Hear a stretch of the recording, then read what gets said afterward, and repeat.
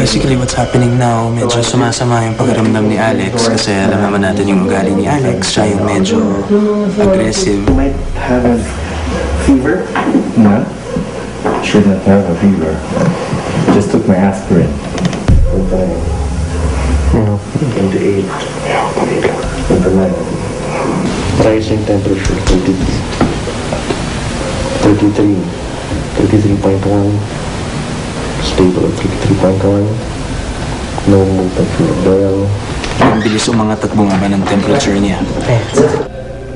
Matapos i-monitor ng paranormal investigators na sina Alex at Adam, pati ng psychic na si Ana ang mga nakunang kong video sa aking paglilibot, susubukan naman nilang makiramdam kung meron kayang mga nilalang na maaaring hindi nahagip ng thermal cam. Unang nilibot ni Ana ang 3rd floor.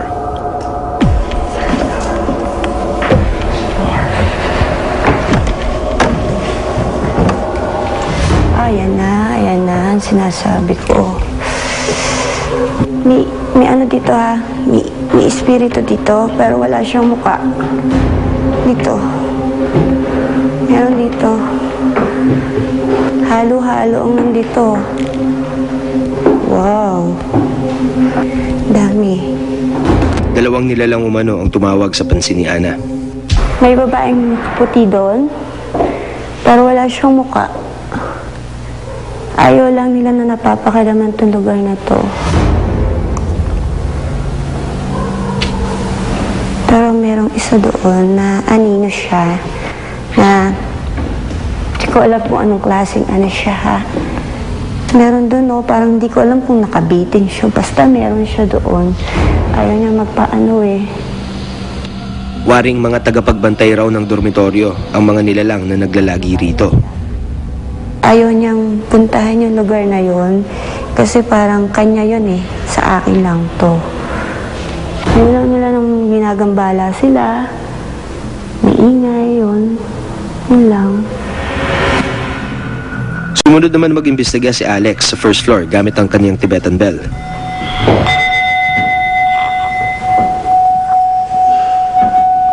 Check nyo lang yung bandang end ng corridor, ha?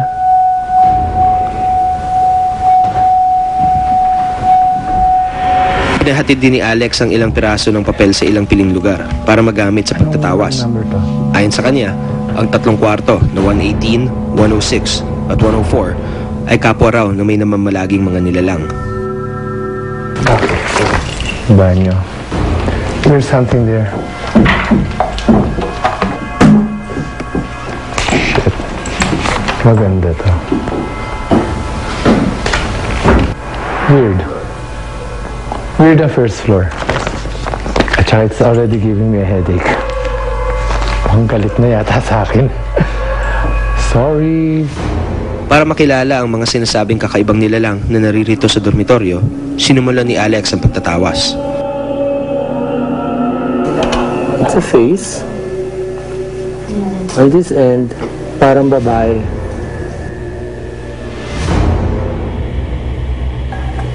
Saan po to, sir? 106. Sabi kong parang may nagtatago. Look like a 15-year-old girl. Bata, oh. Medyo matangos ang ilong niya ng konti. At nakikita ko lang dito is in fact parang certain abuses probably might have taken place there. Tila naniniwala raw ang mga espiritong residente ng dormitoryong ito na sila ang nagmamay-ari ng lugar at ang mga taong nakikituloy ay pawang mga dayo lamang. The funny part, one time, andun ako sa loob, may parang message pumasok sa utak ko na sinasabi, bakit natin sila hinohaunt? So sabi ko, so feeling ko, I think they're looking at it at the other way around. Hinohaunt, sa pananaw nila, sila ang tinatakot natin, while in fact, in this dimension, sila ang natatakot sa atin.